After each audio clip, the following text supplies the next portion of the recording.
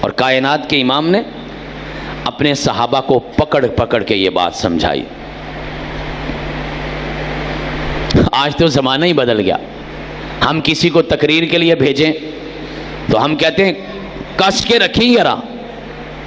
یہ جو جلسے کروانے والے لوگ ہیں نا، میں پیارے بیٹوں کی بھائیوں کی بات نہیں کر رہا، اکثر ہمارے ساتھ یہ واقعہ ہوتا ہے، جب کہیں پہنچتے نا وہ کہتے جی پروفیسر صاحب ذرا کھینچ کے رکھا جائے، کھینچ کے رکھا جائے۔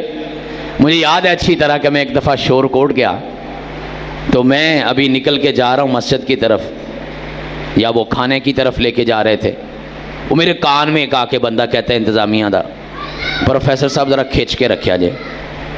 میں کہ پھر اس طرح کرو کہ میں مسجد لے جاؤ، کھانا بعد میں کھا لیں گے۔ میں جا کے سٹیج پہ بیٹھ گیا، میں دیکھتا رہا کہ یہ کیا کر رہے ہیں، ان کی غلطیاں نوٹ کرتا رہا، انتظامیہ کی، سامعین کی، دوسرے لوگوں کی۔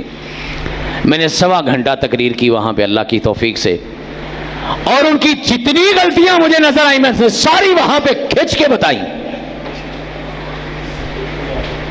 بعد میں کھانا کھانے کے لیے بیٹھے تو میزبان کہتا ہے آج بڑا کھچیا جے۔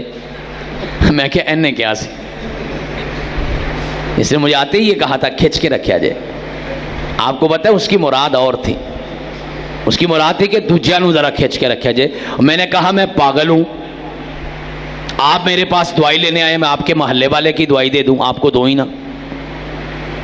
میں تو تقریر اس کو کروں گا جو میرے سامنے بیٹھا ہے، میرا فرض تو اس کی اصلاح ہے جو یہاں تشریف لایا ہے، جو آیا ہی نہیں، جو مجھے سننا ہی نہیں چاہتا، میری اس سے بات کا فائدہ کیا ہے؟ آج ہم لوگوں کو یہ پیغام دے کے کہتے ہیں کس کے رکھنا، کھچ کے رکھنا۔ کائنات کا نبی کیا کہتا تھا؟ 2 جملے بولتے تھے۔ اٹھائیے احادیث، علماء کرام تشریف فرما ہے، نوجوان بیٹھے ہیں، آپ ان سے پوچھئے۔